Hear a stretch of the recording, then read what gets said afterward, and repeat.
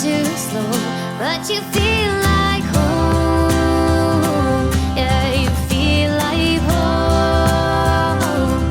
And where you run, I will follow, 'cause you feel like home.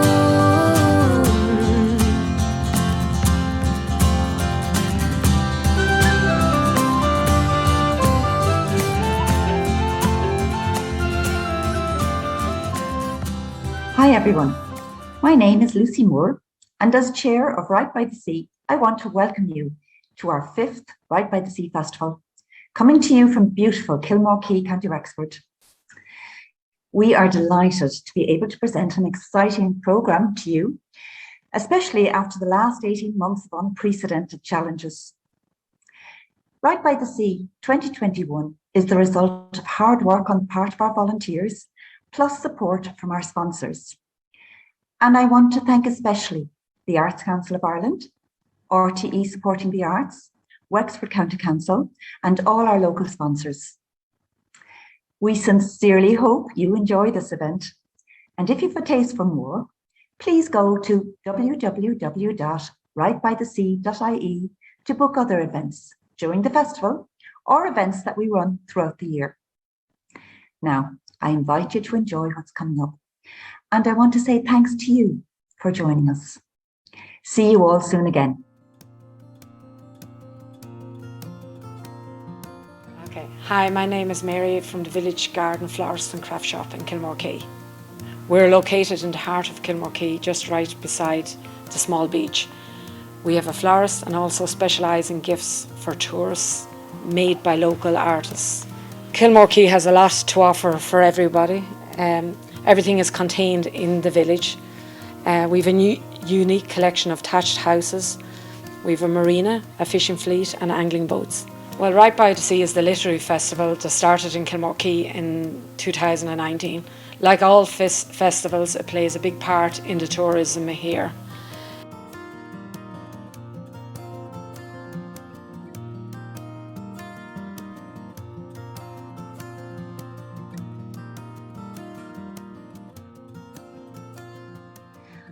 Hi again, everyone.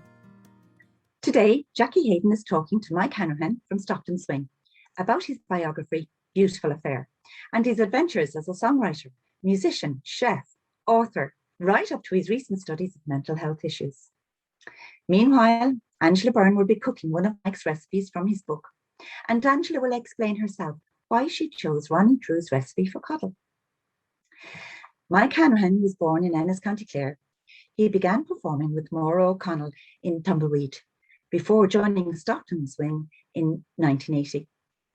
He penned all the original songs on Stockton Swing's highly acclaimed 1982 album, Light in the Western Sky, which includes his singles Beautiful Affair and Walk Away. He travelled extensively in Europe and America with the band before making other career moves, but a live album with the band is due out later this year. In recent years, Mike began to develop a career in cooking, training in Ballymaloe with Doreen Allen. His memoir on food, friendship and music, Beautiful Affair, was published by HarperCollins in 2019. It was shortlisted for the Best Irish Published Book of the Year at the Unpuzzed National Book Awards. Jackie Hayden is a long-term friend and supporter of Right by the Sea. He has published 20 books, either under his own name or as a ghostwriter. He is a contributor to Hot Press, Ireland's premier music publication, and he topped the Irish book charts with My Boy, a book about the late rock star Phil Lynott, which is currently being adapted for the silver screen by Kit de Wall. He has delivered talks on memoir writing in numerous places, from Kilmore-Key to Ballina, and as part of Right by the Sea Literary Festival, he has conducted on-stage interviews with Ruth Morris, Eilish Nagrivna, Jennifer Johnson, Dervla Murphy, Sheila Llewellyn, and others. He has lived in Southeast Wexford since 1996. Angela Byrne is our host and our cook today. The adage, if you want something done, ask a busy person, certainly applies to Angela. I'm going to hand you over to her now. Lucy, I was flicking through the book and reading all the different lovely stories and everything in it and some lovely recipes. And next thing I came across Ronnie Drew's story about him and his wife sitting watching the Pope when they came to Ireland eating coddle. And it brought back a memory to me of when I was a child. I grew up in Glendalough, and my mother was a Dublin woman, and she moved to Glendalough after the war. But she had a brother who never married. He worked in Guinness's, and every Friday night after work he would go to Caesar's Butchers in Thomas Street, which was a famous pork butchers. I believe they came here after the war as well. And he would bring down a bag of rashers, sausages and pudding from Caesar's, and Spanish onions. He was mad about Spanish onions. And then he'd hop over to Stephen's Green, get on the St. Kevin's bus and arrive to Glendalough for the weekend. So my mother's job was to make the coddle for the weekend. Now I have to admit, as a child, the look of the white sausages and the coddle didn't do anything for me. But I thought, when I saw the recipe, it reminded me of Uncle Ed, so it reminded me of very fond memories of that time. But actually, I've made it and tasted it, and I must have grown up since, because it's very, very tasty. So that's the reason I picked that recipe. And then Mike's mum had a lovely recipe for brown bread in the book as well, and I thought, well, that'll go nicely with the coddle. So that's the reason I picked the two recipes. Terrific writing, music, stories and food, and all in one book. As an avid reader, I wondered, why can't it be like this all the time? The man who has brought this treat is none other than Mike Hanrahan, key member of the Irish band Stockton Swing, who had numerous hit records both at home and abroad from the 80s onwards.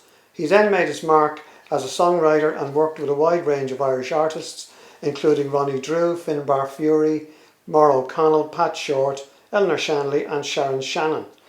But at some point it seems Mike got a bit peckish and decided he wanted to be a chef. And after making a success of that career change, as a kind of dessert, chose to write a book about it. And here it is. It's a magnificent production.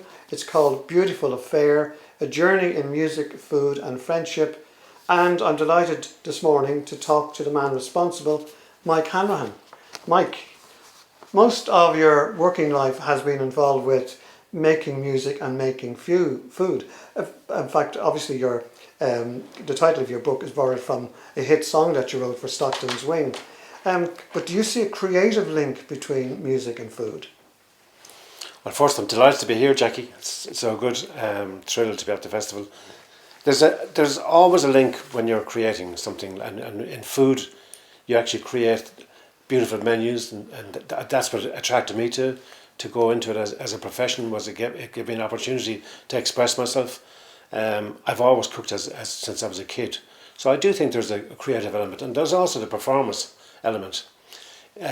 Okay, you don't have a stage or anything, but you definitely are performing. You're creating this food, you're giving it out to your audience, which is the customers, and there's nothing as nice as getting the word back that they've enjoyed it, and they want the encore, so they come back the following night. And I do think there's definitely a creative link. Yeah. And also, no matter how good it goes, whether it's a music gig or a cookery gig, you'll have to do it again for a new audience, probably tomorrow night or 3 nights later. And they don't care or know how good the previous nights were. You have to turn it on again for them. Is there a kind of a challenge or a pressure in that gives it a bit of an edge that appeals to you? Yes, and I never thought about it that way, but I think you're right. And I think maybe that's why I got such a kick out of it, because when I was, especially in kitchens where I created the menu myself, I didn't mind spending all the hours available to me to recreate and work and have that buzz when you get in the morning to make sure that today's gig was as good as the last one.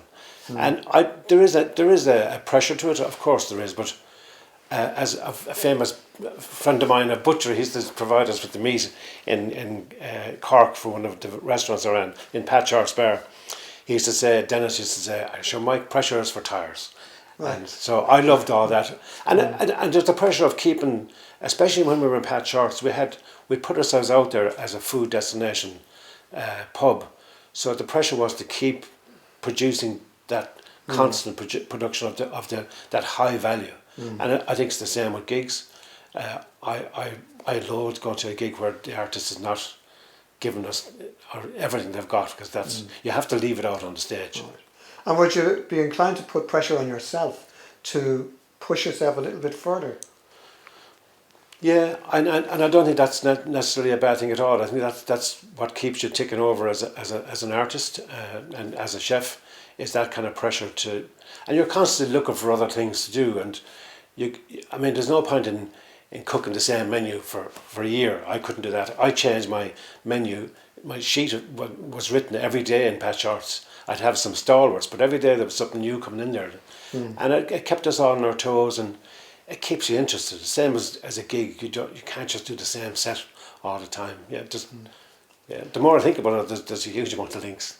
Now, would pressure come from the fans as well? Would you get some feedback that would make you feel we should try this, or we could do this a different way? Or would they be inclined just to accept things the way you give it to them? I think if you build up a reputation, they kind of expect you to keep that standard, no matter what it is, music or food, and I never see it as pressure at all. In fact, I see it as a real challenge, and it's a reason to get up in the morning. And I guess right through my life, I've had that. I've never known, I don't know what I'm going to do next in my life, and you find something to do and then you move on. It keeps me interested. And I guess once I'm interested, then I hope the people who are with me are interested as well. Yeah, and does that mean that you maybe had no real long-term ambition as such? You just did whatever was on today's menu, as it were, and did it really well, and hoped that would lead to something else? Or had you some vision of what you would like to do further down the road? No, I never did. I wanted to be a musician, and I wanted to be a songwriter, and I still don't know what I'm going to be when I grow up. I really don't know. and that's the way I live, and that's why I've moved into different directions during my career. I've worked with so many different people and taken on different roles in life, and that keeps me interested. Well, I'm just wondering, say, I've often thought it must get a bit boring for, say, the likes of Paul McCartney. If he does a tour, he has to do yesterday, and he has to do it more or less the way it was recorded back in the 60s. I've often thought that kind of must get a bit boring, but would you disagree? I would disagree to a point, because I'm not Paul McCartney, and I don't have it yesterday, but I have a song called Beautiful Affair, which people really tune into and love, and I'd sing it 5 or 6 times a night if they asked me to do it, because there's nothing as gorgeous as somebody who likes what you do musically and they like your song, or if I hear people singing my song all over the country or in different places, it's the best compliment you get. So why wouldn't we return the compliment and sing it as many times as we want to, Yeah, I once interviewed Glenn Campbell, and I asked him how would he feel about going on stage and maybe changing some of his hits around a bit just to give them a different angle. And he said, I think that would be an insult to the audience. Would you see that his way? How gorgeous. What a great way. Like, I've done different versions of Beautiful Affair in studios, but I would work with different artists. I did one a couple of years ago for Tradfest, where we got the artists in Tradfest wanted to sing Beautiful Affair, and I knew I upset some of my fans but I went to it as a project. But I think he's right. Yeah. Because the audience we should never forget that the audience are why we're here, and that's the reason I go on stage. I don't go on stage for myself. I go on stage to entertain the audience, and they come into the show to support you. And that was the Stockton's wing. That was the ethos of the band.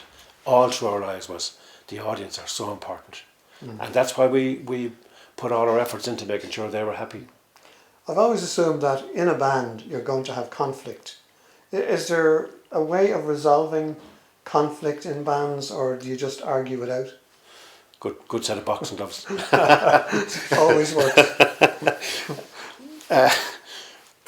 Conflict works itself. It's natural. If you've got 5 or 6 young burly men inside in a van, 6 or 7 hours every day, and then going on stage, you're going to have a few tensions and a few rows. But sure, they burn out then, and then you go on stage and it's happy days. We never really looked at it as something that we had to deal with.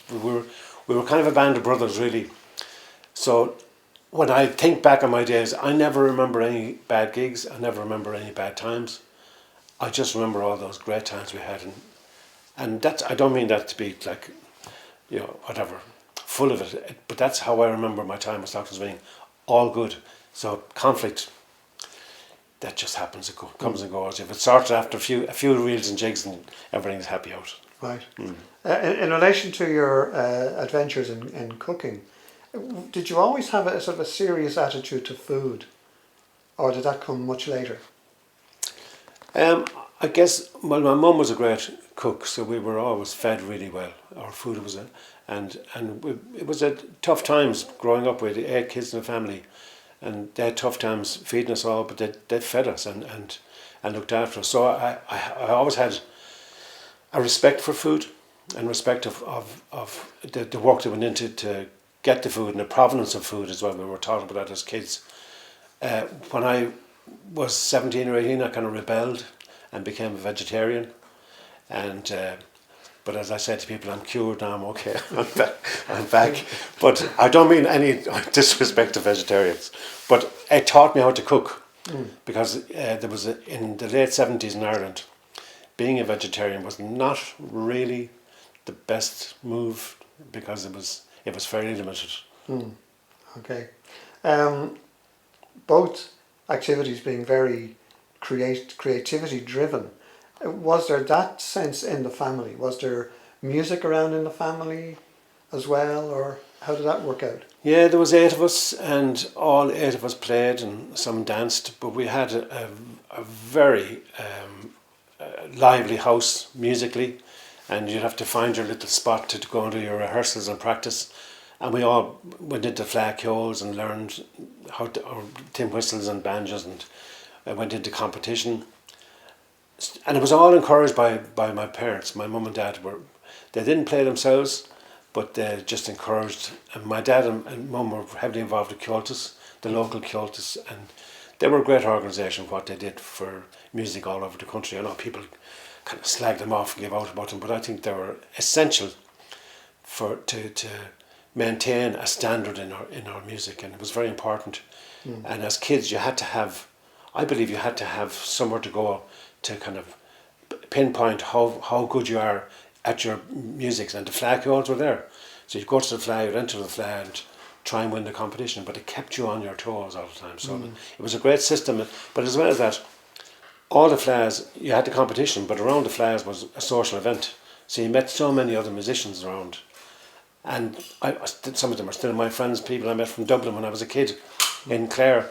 We're still pals. So there's a whole element of that, and that was what my parents gave us. They instilled in us that kind of self-belief in our music, and they always supported on whatever we did musically. Yeah. Yeah. And was the area you grew up in more rural than urban, or was it a mix, or what was it? I said in my book that I'm somewhere in the middle. I'm like on a bridge, because I was reared in Ennis in County Clare, but my mum's dad, they had a farm, and we'd go to the farm every summer. So I'd spend a lot of time on the farm and living the country life, and then back into town, into the town. So I was always somewhere in the middle, crossing over and back, as I say, from different styles. So we were lucky we had a bit of both. Okay. And do you think that fed into your creativity, your music in particular? I'm not sure, but I guess your upbringing and your childhood it dictates where you're going to be as an adult. I think it's such a huge part of your life, and my upbringing was quite idyllic. In a way, it didn't prepare me for the real world, because when I left school and then suddenly discovered, oh, there's a whole world, and there's no security of the family anymore. That was kind of a shock to me at 17 years of age when I left school. But I think that your childhood definitely dictates the route you take in life. And not so much where you go, Jackie, but I think it's how you think. And my parents instilled kind of rules and regulations on how we behave ourselves. And did you obey those rules? Well, largely because if you knew my dad, you'd have no choice really. It was in your best interest. And I often say that if you got through Dad, then you'd have Mam, and Mam used to have she had the great old wooden spoon. I always reckon she had different gauges of wooden spoons. Okay. So For different occasions, Yeah. different crimes. yeah, one to suit every occasion. I know they were strict and they were great, and I'm thankful for them. Yeah. Stockton Swing travelled the world, scored lots of hit singles and albums. Back then, though, you could make a reasonable living, if my memory is correct, from music in Ireland. Has that more or less disappeared, or is there still vestiges of it around? Well, I'm still making a living out of the music. I guess you find different ways of surviving. It's all about survival. As musicians, when we started out, we never went into the business as a business. We just went in to play music because we liked we just liked playing music together. So it became it wasn't really a career. It was a way of life, and we never really did it for money at all. Well, you say it wasn't really a career. Was it actually a way of avoiding a career? It could have been. In a way. It could very well have been, yeah. And I had a job, all right, when I left school, and I left that. I always remember leaving it, and my mum was very concerned about it. And dad said to her, I always remember it in the room, the argument was on about whether I'm doing the right thing or not. And Dad said, sure, I suppose once you have the guitar over your shoulder, you'll be grand, you know. So that was his attitude. Yeah. When things are going well, I think it always looks to an outsider that it must be great fun. You're writing, you're recording, rehearsing, travelling the world, seeing places. But I also assume there must be times when there's maybe a kind of a fear of failure, that maybe tonight's gig won't go so well, it's a new town, or with a new album out, and maybe it won't go down quite so well. Is that a constant there, or do you just get on with it anyway? Well, it's constant, I think, because especially if you're a writer and you've got some new songs that you wanted to give to your audience. Of course, you're very concerned that they like them, and there is that kind of a nervy thing. It was always us when we did a new album out. When Stockton Swing released a new album, it was like, Jesus, because it's in the lap of the gods then. You might spend 6 or 8 weeks recording it and you're buzzed up about everything and you think it's the best album in the world, and then it goes out, and then the people outside they have an objective view on life, and sometimes it's different, sometimes it works, sometimes it doesn't, and if it doesn't work, you pick up and carry on, really, you don't. Yeah, well, they might miss the point as well, you know. Isn't that also possible? Both fans or critics or radio DJs? Yeah, I mean, well, that's what we would say if I didn't. Sure, what do they know anyway? But you still have to get them in the door. So, I mean, and then sometimes you can become very self-indulgent in your music sometimes, and we did with a couple of albums where we became really self-indulgent, and it was great for us. And then when you give it to the audience, they say, no, not this one. You. Even though our music quality was always first class. We gave it, and anything I've ever done in music, I've always had to give it first class. And the people I've worked with down through the years, we always had that ethos to give it everything. But you're never guaranteed. I think if you were cocky enough to think that you were guaranteed success from that, then I don't know. I wouldn't like to be in that head. I'm wondering, do creative people need that occasional tap on the shoulder to sort of help them back on track? No. No. No. Never. No. It's not nice when you get knocked back. It's not nice when somebody criticises your album or your music. No, it doesn't. You'll never get used to that. Will it make you more determined? We'll make this work. We'll show these people they're wrong. No, I think what makes you more determined is when you're trying to get somewhere, achieve something, and not so much the criticism, but if life gets in the way or something, or a promoter doesn't want to take you on, and you can't get into a certain gig, because then that will definitely drive you. Well, I'll see you next year, and that's the drive that you get. That I enjoy. I enjoyed that challenge, but you'll never get used to criticism. So I don't read them anymore. I only read the good ones. That's a good policy. The titles of your book, Beautiful Affair, obviously being based on your song of the same title, brought you a nice kind of link to to Brendan Grace after Brendan died. Could you tell us about that? Yes, Mel, his daughter, I did the song for a kind of a tribute gig we did for Brendan in a pub in the north side of Dublin, and I sang it for them. And then when the book was out, Mel got the book, and then she heard me singing a song on the radio, and I talked about her dad, and she wrote to me and said it was just amazing. The song meant so much to her. It was a link to her, and it has now become her kind of little anthem for Brendan, and that was beautiful to get that link, because Brendan was a great friend of ours. We loved him dearly, and it was really sad when he died.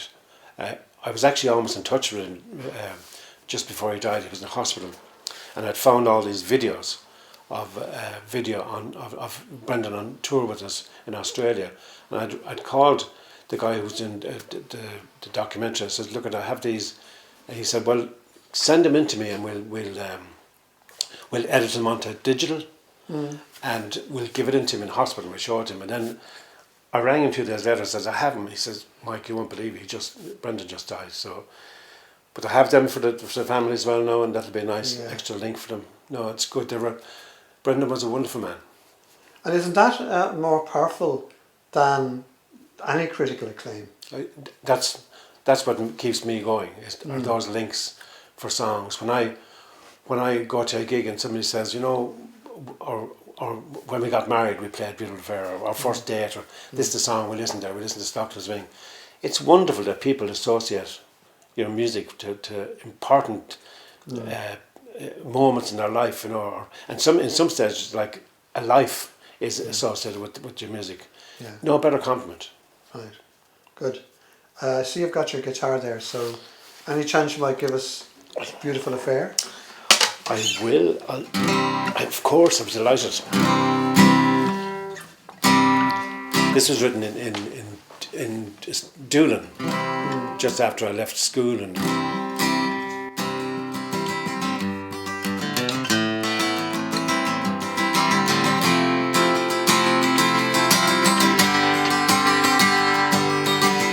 when you feel like you're laying low, the mountains seem no closer than before, and you wonder why. Though in your mind it doesn't know where to hide, and the only way is living to survive. Makes you feel alive. See all the doors swing open, your life's unfolding before your very eyes. Such a strange affair. Walking around, coming to the sound, forget you're down, feel the air. Beautiful affair. There comes a time when you look around, you see the ocean rise before your eyes, showing no surprise. Make your way down to that shore, you climb aboard, you give yourself a smile, makes you feel alive. See all the doors swing open, your life's unfolding before your very eyes. Such a strange affair. Walking around, coming to the sound, forget you're down, feel the air. Beautiful affair.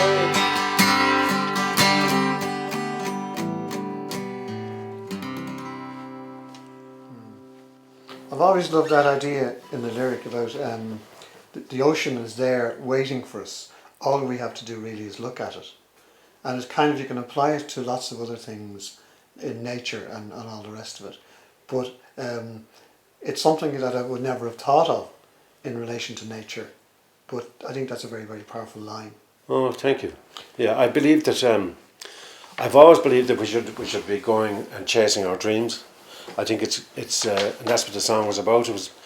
It's about me. I guess it's a reaction to coming from a kind of a strict kind of a Catholic background, and then suddenly you're into to Doolin and what happens in Doolin. There's so many different people in Doolin from all over the world. It was all new to me, and I think I'm only now beginning to learn what the song was about. All these years later, trying to appreciate what was going on in my head when I was doing the book, I found a whole bunch of diaries in my attic, all from since I was 12 or 13, right up to the time I joined Stockton's Wing, and I kept diaries. And I was able to get back into that mindset of this young Mike Hanrahan, and it was such a great help for me to understand things that happened in my life afterwards. And one of them was Beautiful Affair, because Doolin was really, as I said, it's in the book, it was a gateway to a whole new world. And I think that's what the song is.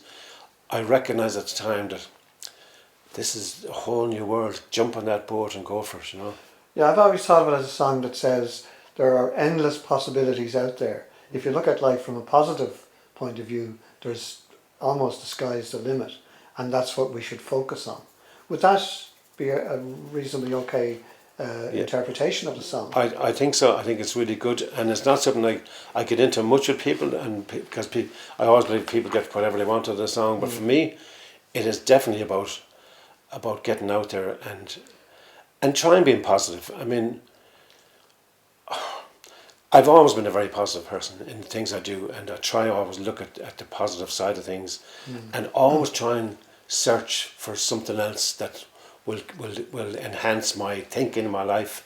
When I was at that age, I mean, I was introduced to writers like Khalil Gibran, you know, I was Hermann Hesse. I started reading those books at that very early age. Narcissus and Goldmund was the book I was reading in Doolin, Right. you know, as a kid. And I've read it so many times since, and that's about a young guy going off into the world, you know, and being shunted into the world by his older, the older version of what he would have become had he stayed in a monastery. So it's a beautiful thing, and that's the philosophy of that song. And would you have a favourite book that was a big influence that maybe you still read or think? Well, I still read Narcissus and Goldmund, believe it or not. I've read it so many times. I will take it up and just read bits of it because I just love the way he wrote. And I discovered that book, 100 Years of Solitude, Gabriel Garcia Marquez, which was really a beautiful book. And so I do have books. I mean, I love Patrick Kavanagh's poems. I find a lot of solace in some of the poetry that he has, and I will read that. I just like reading anyway, generally, and I think at the moment we have amazing Irish writers at the moment. Incredible. Yeah. I've just finished Nora, the story of Nora Barnacle, Louisa Connor. Incredible book. What a read. And then Life is a Cul-de-sac was a book of short stories that came out this year. And I read a book called Nora, but it was by Brenda Maddox. Yeah. And that was also about Nora Barnacle. It was absolutely terrific. Yeah. Never knew her background or the kind of person that she was. And I always kind of like, as I found with your book, Beautiful Affair, discovering things. It's not that you're kind of going over old ground, but there's new stuff being thrown at you, which I kind of really find exciting. And I suspect you do too. I do, yeah. And that's why I think because I love to read, we're actually blessed here in Ireland. There are so many great writers. They're piling it out. The books are coming out every week, and you'll never get tired of good Irish writing, and I like it. And I love international writers. I just, once I have a good book that'll give me an insight, and usually they give you an insight into yourself as well. That's what I always loved about Hermann Hesse. He'd say things in the book as a young kid that would have a huge impression on you. Oh God, because you're learning as a young guy. Yeah, I think the huge wealth of Irish contemporary writers is reflected in the success of festivals like Right by the Sea, where you kind of almost feel there's an endless supply, and more will come along next year and the year after. And I think that keeps the whole tradition alive, the literary tradition. Yeah, I was amazed. I had a book tour that I started last year, but prior to lockdown, I got to a few festivals, and this was one of the festivals that was put back, and I'm so thrilled that it's here now. But I went to a few of the festivals, and I was introduced to a different world, the world of the literary world of Ireland, which I'd never have any engagement with. But the book was shortlisted, so I got into these award things and meeting, and I'm looking at all these writers around there. Oh my God! And I'm brushing shoulders with these people, and I felt very privileged to have that insight into the world of Irish literature and meet really decent people. Yeah, agreed. Just in terms of linking up the food and the music aspect of your life, when you were touring, I suspect you must have eaten a lot of wonderful food and a lot of awful stuff. Am I right? Yeah, yeah, we put away a few kebabs in our day. Right. Is that just part of the gig, part of the, Yeah, the I mean, career? so we, like when we started for years, we'd no money at all. Like we were living in a van, and we used to cook in the van, for God's sake. That's how poor we were to start. And at least we knew what we were eating, because we'd go around and we had butchers all over Ireland, and we knew where we were going for our meats and our stews, and then sometimes you'd be in particularly in England, because the food wasn't really great in England when you tour there, and you were kind of exposed to all these late night takeaways. But generally the food was really beautiful. There's one great story at Stockton Swing when we were in Brittany, and we had a civic reception in Brest in Brittany, and we were all invited into the Lord Mayor's pad, and we were very young at the time, so we had no idea how the French eat, where they eat in small amounts over a long period of time and have a chat and steady on the drink. So we were just the paddies in, and they gave us the first course, and of course we nobbled it. And they were all looking at us, and then the second course came out. Oh, jeez, we have another one. So we ate that as well and stuffed our faces, and they're still looking at us. And of course, there was about 5 or 6 more courses. By the end of it, we were bait. But we learned. And you had a few drinks en route. Yeah, they have this drink in France. It's called pastis. And it's an aperitif, but we weren't aware that it was an aperitif. That aperitif is what you have like prior, and then you don't go near it. So I think we nearly had it on tap. Prior and during and after. But it was a chance gig with Eleanor Shanley that kind of opened the door into cooking as a career. Is that right? Yeah. I was gigging with Eleanor because Eleanor was working with Ronnie Drew when I was with Ronnie, and we did a good few tours together. And then myself and Eleanor did a couple of gigs, and I was down at Ballymaloe doing a gig with her, and I knew I'd time coming up that I'd time out. My days I was the chairman of IMRO, and that was coming to a close, and I thought, well, I need to change. And Rory in Ballymaloe suggested, well, come down and try the course and see what it's like. And myself and Eleanor went over to the school. We got a tour of the school, and we were chatting away, and Eleanor said, just go for it. You might as well go for it. And she was right. And I never looked back. I did 3 months of the course. And when I came home, I felt like I was living in a bubble when I was in Ballymaloe. And it was an incredible time in my life, Jackie, because I'd been in the front line with IMRO for 6 years as chairman, and it was pretty full-on, hectic stuff. And then I was front line with Stockton's Wing, and then I was with Ronnie Drew, and it was all these. So I was going all the time, and suddenly I jumped off the bus, and no one knew me in Ballymaloe. It was empowering to be suddenly inside in a room with a whole bunch of strangers, and they had no idea who I was. It was sensational for me. You liked that, did you? I loved it. Yeah. I loved it. I mean, you never get a chance to kick back. And immediately I got this sense that, wow, this is really interesting now. I deliberately jumped off the bus, but I hadn't expected to jump into this amazing, mentally, it was like a palace for me to walk into this place where I could relax and I could look after myself and get myself out of whatever ruts I was in, and learn things about me and learn things about people and meet new people. So it was interesting that you're meeting people who you've no past with them. So because we tend to judge each other from what we did before, what we know of them. There was none of that. It was really empowering. Okay. Was there any sort of surprises or key lessons you learned in relation to the food and the cooking of food? Oh, in Ballymaloe was huge. I mean, I always said that the politics of food was a big thing for Darina, about the provenance of food, how we grow our food, how we protect it, and how we use it. I learned all of that during those few months. I had ideas about it, but Darina and the team give you a different viewpoint on it. You learn so much respect for the food that you eat and cook, and then they train your palate. My palate was trained. Suddenly I learned what tastes were and how to get things in and work. And one of the greatest gifts I got from it was they got rid of my fear of recipes. You know, I would always fear a recipe, and then we all have this tendency to throw in whatever we have, and that never happens anymore. I follow recipes because I know what goes into recipes. I went back working with Darina, and one of my jobs was to help her test recipes for one of her books, and you learn from all those experiences. And what was the fear of recipes based on? Not achieving it, and I guess it's like you see the photograph in the book, and then of course you learn afterwards that even the chef who cooked that never cooked. Yeah. They had a team behind them painting And lighting and all the rest of it.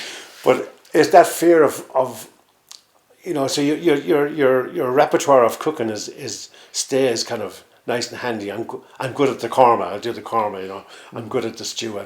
Whereas that fear went out the door. I could take any recipe from anywhere in the world, and just have a cut at it. All right. Some relatively well-known celebrity chefs have a tendency to turn the kitchen almost into a combat zone. Did you experience any of that, or I suspect you wouldn't be too comfortable in that kind of environment anyway? No, I was never comfortable in the aggressive kitchen, and I never ran an aggressive kitchen. In fact, the only thing I wouldn't allow people who worked for me in kitchens was no radios. For some reason, I found the radio a distraction. Right. And some of the younger chefs who worked for me found that a bit tough.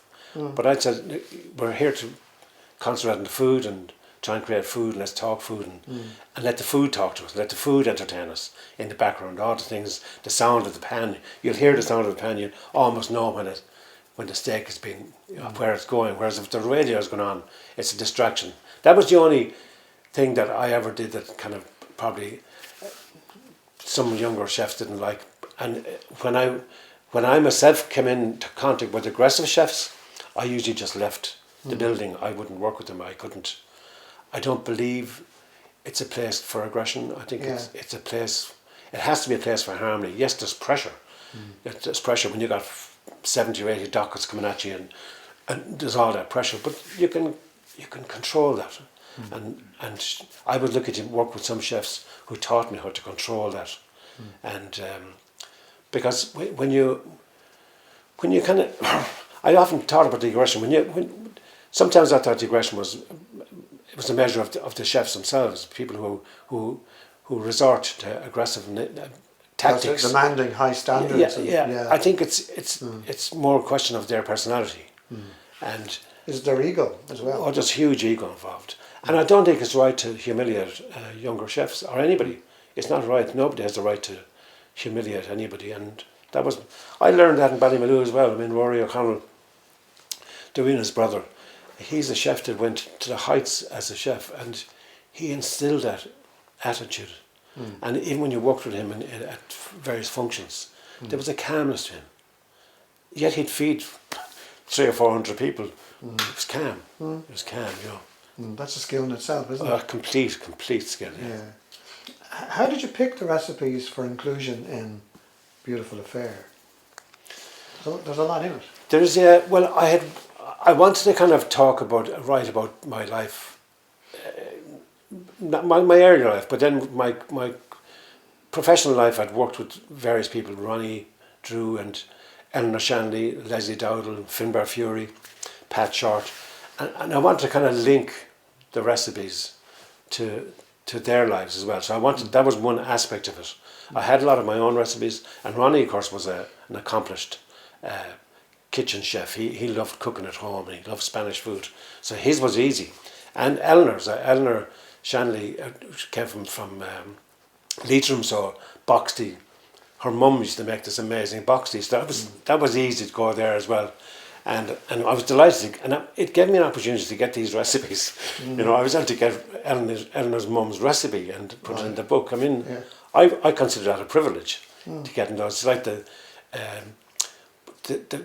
coddle that's been cooked. You know, that's a recipe I got from originally got from Ronnie Drew when they were talking about it. But then I worked with a girl in Dublin, Vicky. She was a young chef who worked with me in a beautiful place called the Arts and Parlour, and she taught me how to make proper rings and coddle. Right. So it gives me an opportunity to tag those people and say thanks and give them a mention. And it was great. Because Angela, who's cooking the coddle, even as we speak, she didn't like coddle. Yeah. When she grew up, but with your recipe, she seems to have taken to it quite excitedly. So is there always an opportunity for people to turn around their attitude to a certain type of food? Yeah, I mean, there is. I mean, I would eat probably anything, but I don't like sushi, for instance. I don't eat it because I had a couple of bad experiences with it. But I'd never say never. There might be some day where I'll try it and I'll say, oh, that's all right. But I think that I was talking to Angela about it, and she was telling me about that her kind of fear of it, looking at these sausages in the water. It actually is such a beautiful dish, and it's a citizen's dish. You know, that's why I always call these. They're from the citizens of the country. People. Yeah.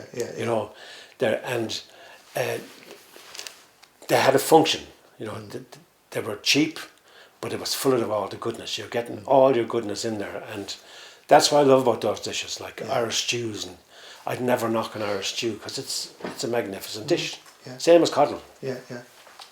Well, I'm looking forward to tasting it when Angela's done. To me, there's a big difference between being in a band where you go on stage, it's a public thing, and you're doing interviews, you're meeting fans and so on. Whereas if you're cooking in a kitchen for people, you're anonymous, and maybe people don't even care. I probably don't pay that much attention to who's actually preparing the food. I just want to enjoy it. Do those two kind of contrasting careers almost go hand in hand because they're different? Because one is a very public thing and the other is your behind the scenes. Yeah, I've worked in places where I'm what they're called line cookers. You're just a line cook, and you're in there. You're just part of the cog in a wheel, and then it's grand. It's a great gig because they pay well and it's work. But my favourite gigs I did as a chef were the gigs where I was in control, I suppose, or where it was my idea of what I think food should be served was the fair. So it was my recipes, my menus, or recipes I work with people who worked with me at the Arts and Parlour in Ringsend was a beautiful place where we kind of took old, tried and trusted recipes and restructured them in a different way, and I had a lot of fun with that. And then there was a Mexican guy, a musician, who worked there with me as a commie chef, and he'd give me some ideas from his mum, so we'd mess with that and get something going. That's when I get a real kick out of it. And that's where and in those situations when you're putting your name on it, you're inclined to go out to the audience because you're inclined to find your way around the venue and talk, because sometimes people want to talk to you. So I always made my presence felt in places that I was responsible for the food. I thought it was part of my duty was to go out and talk to them, make sure they're okay and happy, and I enjoyed that aspect. Yeah. It's nearly 20 years ago now, but I wrote a book called In Their Own Words, in which I interviewed survivors of rape and sexual abuse, and you very generously gave me permission to print the lyrics of one of your songs in it, a song called Garden of Roses. You tell the background to that song and its creation in your book, Beautiful Affair. Is that a painful thing to go back to, or could you explain now where that song came from, what it came out of? It was painful for me, yeah, and it was a period in my life where I had experienced abuse, and I kept it quiet, and then I kept it quiet. I approached my mum about it, but it wasn't the right time to deal with it with my mum. I don't know when is the right time, but it wasn't. It affected me greatly as a young fella, and years later I did talk to mum about it, and that was an incredible moment between the two of us. We kind of turned the corner, the two of us, and as I say, we crossed the threshold emotionally as a mother and son. It was tough, but I found the song, and I've said this several times when I've introduced the song. I've used your book as an example for the song, because sometimes you write songs and you write them for a radio hit, and you write them for some other singers, and then sometimes you write a song and it becomes a hit, a perfect hit, and this song became a perfect hit when it was part of your book, because it was speaking to victims of abuse. And I couldn't find any better accolade for the song than to be in the book and be part of. And then you brought me to a couple of healing services. We did a few gigs, and I sang it. And I've sang it at several healing services over the years. I did it at Tuam a few years ago when I was invited to go over, and we saw the site of the Tuam babies, and I sang that song that night, and it was really highly emotional. So yeah, it is very. I found when I was writing the story, it was a tough write. I worked very hard with my editor to make sure, because it was really important for me to be respectful of myself and my parents and the story, and not be sensational about it. And I'm glad the way we wrote it came out. And oddly enough, when I was recording the audio version of the book, when I came to that section of the book, I broke down. And it was quite. And I was with my engineer, Gavin Glass, and he sat down with me, and we thought, oh wow. And then I realised just how deep the whole thing was, even deeper still, the things that are buried inside you. But I found the book a really great release. Okay. Had writing the song been a similar release? Not so much, Jackie. I think that when I wrote the song, it was sometimes you're writing from the surface. And you're working on imagery, and the song is all about imagery. It's about a garden of roses that's been destroyed by a religious person coming in, just kicking the roses and destroying them, and that was my imagery of what I saw was going on all around me, because it wasn't about me. It was at a time when we were suddenly hearing all these stories of abuse around 1999, 2000. All these stories were coming through. So the song wasn't really about me at that point. I never saw it. I saw it as my reaction to what was going on around me, related to my own experience. It wasn't until years later I kind of. Okay. It took me a long time to deal with that. Okay. Were there other aspects of writing the book that were kind of therapeutic? Yeah. As I said earlier on, I found all these diaries. Yeah. And it was such a joy to go back to the young Mike Hanrahan and discover, who he was at school. And did you like him? I loved him, yeah. Okay. Because all he cared about was girls and music. Yeah. That's all he wrote about was girlfriends and breaking up with girlfriends, right. and then songs and poetry and gigs that he was doing. So I loved him, and he had no interest in school at all, none. He was a nice character, and that's what I loved about it, going back to find out who I was as a kid. That was hugely therapeutic for me. And also, I had memories when I was thinking about my youth, especially on my grandfather's farm. And my grandfather's funeral was the first I'd ever experienced. And it's only when you start thinking about it and writing about it, you realise the powerful effect it had on me as a kid, that I could remember it clearly 40, 50 years later. So yeah, there was a lot of therapy about it. It was great therapy for me to write about Ronnie Drew. I spent 10 wonderful years with him, and it was a great way for me to kind of say to Ronnie, thank you for so much that you could never say in a sentence. And I was able to do it in a chapter, and yeah, it was really... Right. I'm just wondering, was there anything you discovered about the young Mike Hanrahan that you didn't like? Interesting question. No, actually, no, except that he just went on about women all the day. He's always gone on about girlfriends. No, I didn't. I liked everything was fast and furious. And I worked in with my dad in the dance halls, so I'd name tag show bands I'd met the night before or something. You know, it was no, there was nothing I didn't like about them. I loved going back to the innocence of it. Okay. A while back you reformed Stockton's Wing and you seemed to get back into the creative world of music making and left the cooking behind. So what's going on in your creative life right now on the music front? Well, lockdown has been the most creative period of my life.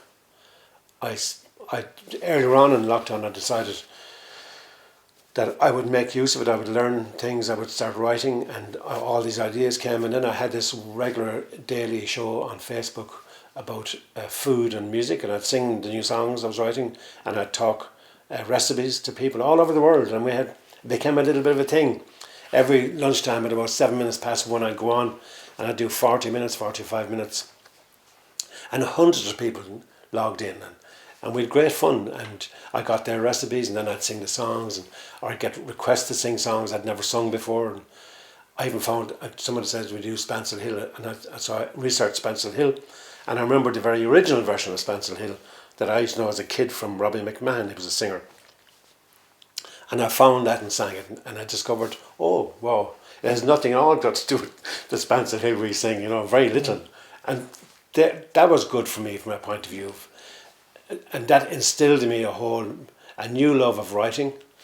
I've written a whole bunch of new songs. I've written a 25-minute mini opera, folk opera on the Cultural Revolution, and they're all in the studio now. I'm working with them in the studios, and I'm back where I was as a songwriter, I think. Is that something that you can't not do? You have to do it. Yeah, I have to do it. I didn't do it for good. When I was cooking, I wrote one song in 10 years. Because you'd be my head wasn't really in that. Something drew you back. Though. Yeah. But I was drawn back to the music. I had enough of the food. I worked for a place where I worked for a chef, and I didn't really like it at all. And I thought, do I really need this in my life? I don't. I have too much self-respect to be allowing somebody to dictate my life and how I do things during the day. And then a few gigs were coming in. Stockton's Wing, there was talk about getting back for a few gigs. Universal then bought the rights of all the old songs and decided to release an album, a retrospective album, which was great fun for me. I was right involved in it, getting the songs and the tunes back. Yeah, and I'm back playing music now. I do a lot of gigs with Eleanor Shanley, which I love those gigs. I just love playing with Eleanor.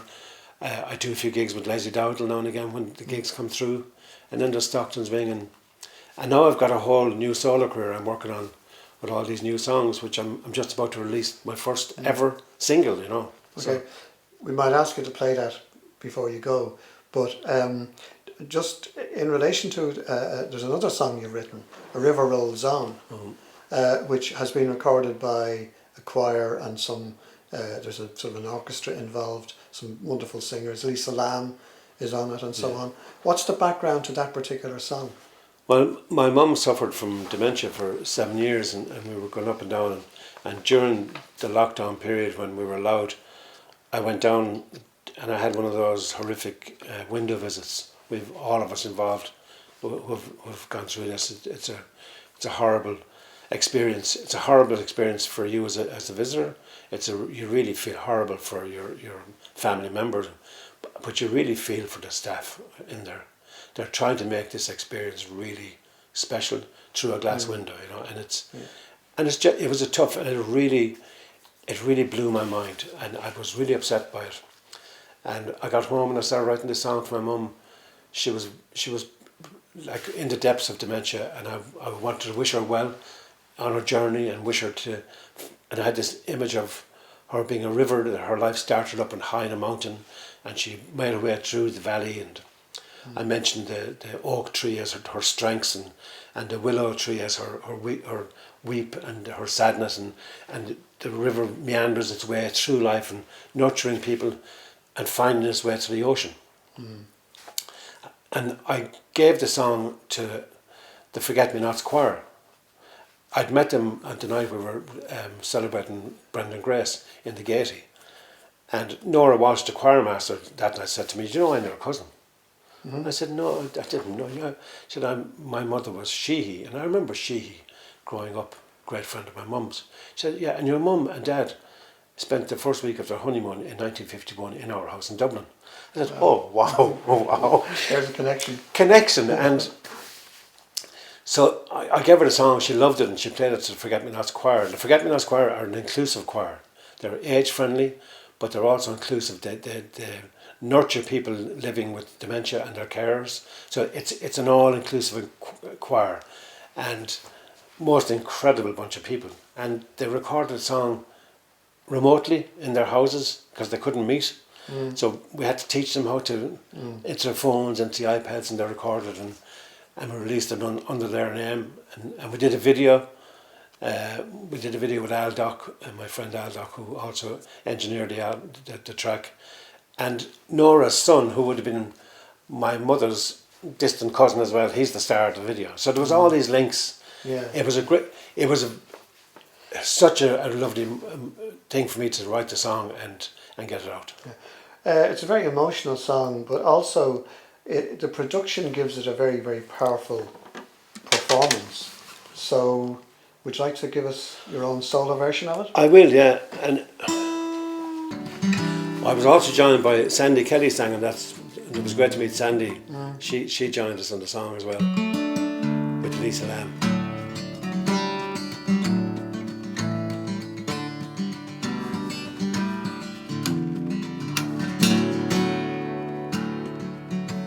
A river rolls on to the sea, far away from the high mountain stream, to that place where you long to be. A river rolls on to the sea, down through the hills and the glade. You roll on through sunshine and rain, round the oak and the willow you came. Even the birds sing your name. They're singing this song for you now. In their hearts you forever live on and on. And they sing of your grace and your joy as you gently go rolling by.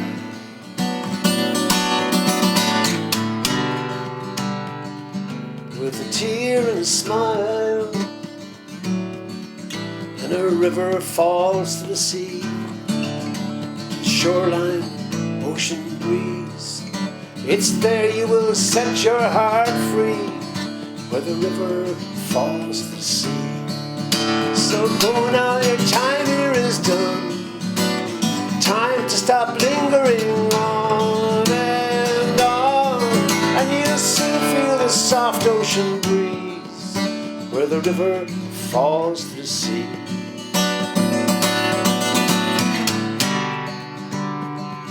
It's where you long to be now, so roll on,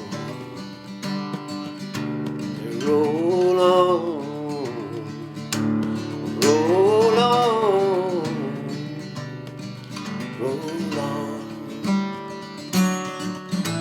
Soon we'll be with you there, to breathe in the salt and the air. Remember the moments we shared. So go set your sail and sail away. Yes, sail away, sail away, sail away. 'Cause we're singing this song for you now. In our hearts you forever live on and on. And we sing of your grace and your joy as you gently go rolling by.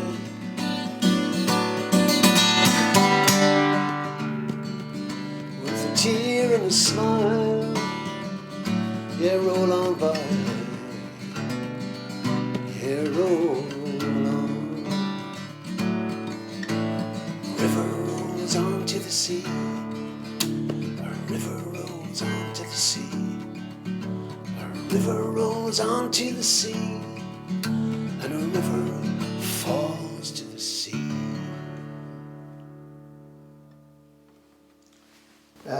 despite the sad background to it, I think it's not only a beautiful song, but it's a very optimistic song.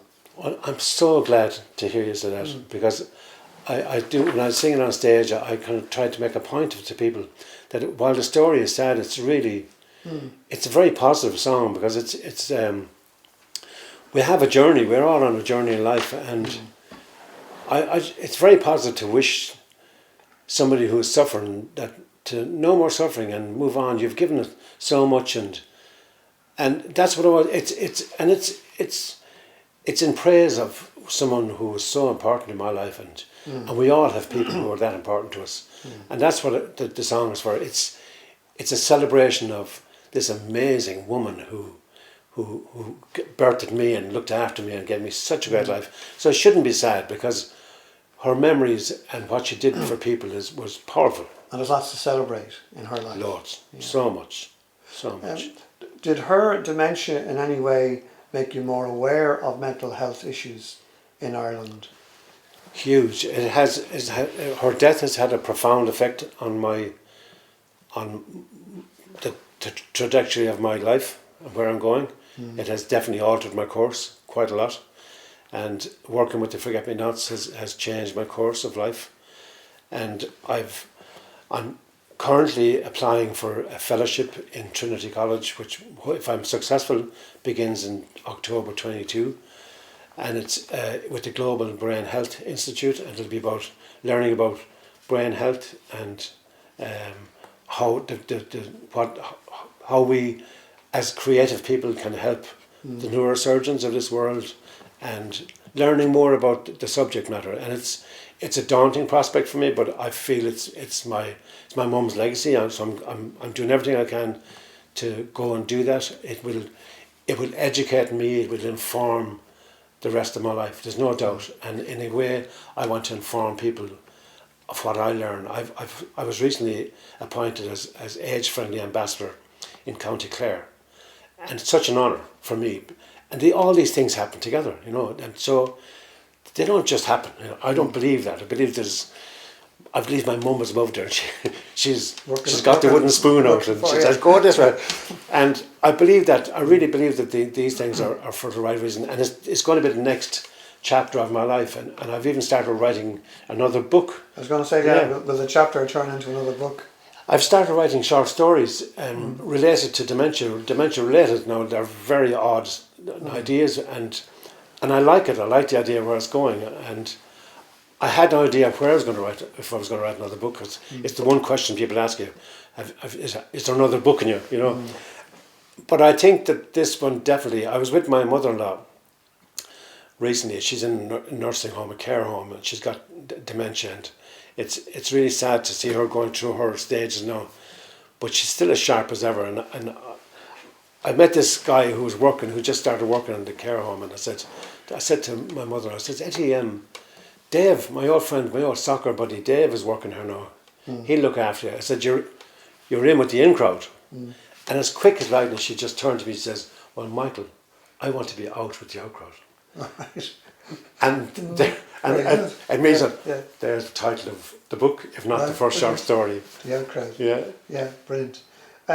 Apart from that, you've got another song you're bringing out yourself. Am I right in saying this is the first Mike Hanrahan solo single? Incredibly, it is, yeah. Right, after all these years. Yeah. I released 2 albums under my name, but I never released any single from them. And this is the first of the songs from the lockdown period, and it's going to be my first solo single. Yeah, so this is a song. It was the first song I wrote on lockdown, and it's kind of a positive song about out in rough seas and trying to get to the far side. And it was actually inspired by a lovely evening I spent with Ralph McTell, and we were talking about life and things. And I had this image of Ralph. He was laughing at me there recently when I sent him the song. I always had this image of him as a kind of a pirate almost. He used to have this earring, and so I used the kind of heave away, haul away of the shanty in it. That was the idea I had as a writer.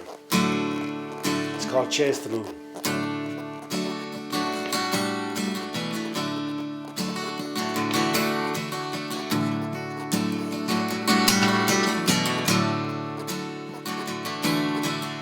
Heave away and haul away, Maccara. Heave away beyond this raging tide. When we hear the oarsmen singing, land ahoy, heave aside.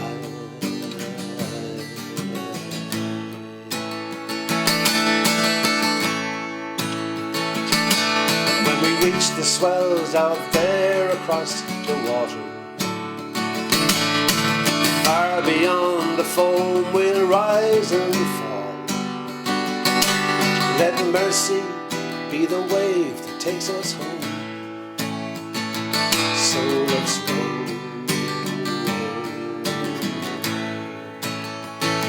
Chase the moon, chase the moon, chase the moon, chase the moon.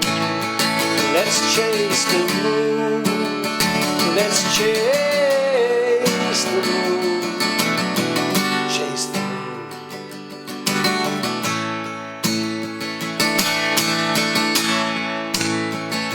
So let's heave away and haul away, Maccara. Heave away and soon we'll touch the sky. And we'll raise the oars on high, we're coming home. So let's roll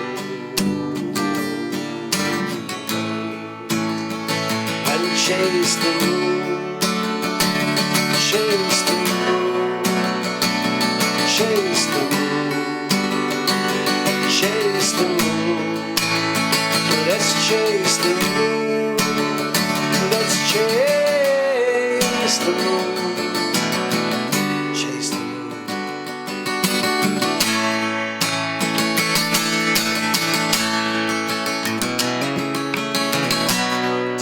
Your eyes, that fear you no longer hide deep inside.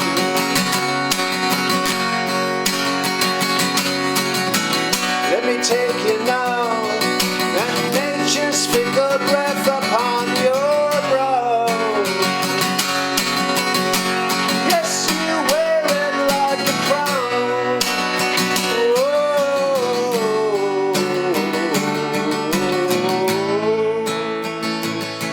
Chase the moon, let's chase the moon, chase the moon. Oh, let's chase the moon, let's chase the moon. Oh, chase the moon.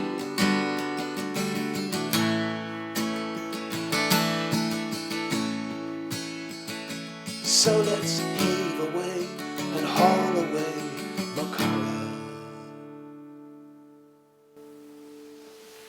It's great for me as a music fan to hear a song early on in its life, because I can't stop wondering now what you're going to do with it in terms of recording it and the instrumentation that you might add or whatever, and how it's going to turn out, and the decisions that you have to make.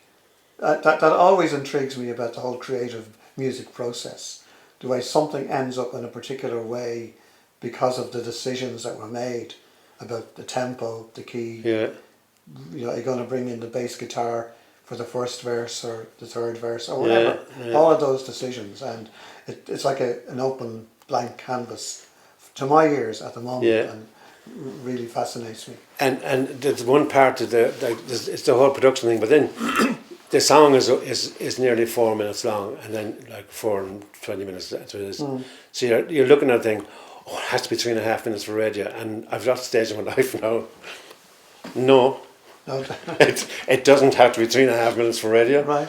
If radio don't want to play it, then fine, I'll sing it at my gigs, and hopefully radio will like it and they'll play it, and they won't be looking at, you don't write songs to get played on radio just because of a time lag. You know? And some songs don't work at 3 minutes 20 seconds. They need the 4.5 or the 5.5 minutes. It's a beautiful thing about getting older, where you don't really care about anything. Especially about whether some radio like DJ wants to play or not. Yeah. Well, Mike, delighted that you were able to take the time to come down to Right by the Sea in Kilmore Quay and to allow me to interview you and ask you some maybe personal questions, and you were generous in your fulsome answers as well. And I look forward to your next book, but in the meantime, I think we're going to have to make do with Beautiful Affair and its wonderful mix of music, stories and food. So thanks, Mike. Oh, it's my pleasure, Jackie. I really appreciate it, and I've always appreciated your support, as so many of us do in our business. So it's a joy to be here. Thank you very much. Thank you. Thanks so much, Mike and Jackie, and of course, Angela, for the beautiful coddle. We hope that you all enjoyed that event. Mike's book, Beautiful Affair, is available at all good bookshops. We have lots of other exciting events coming up today and tomorrow at Right by the Sea Literary Festival. There's still time to book at rightbythesea.ie. Hope to see you soon. Bye-bye.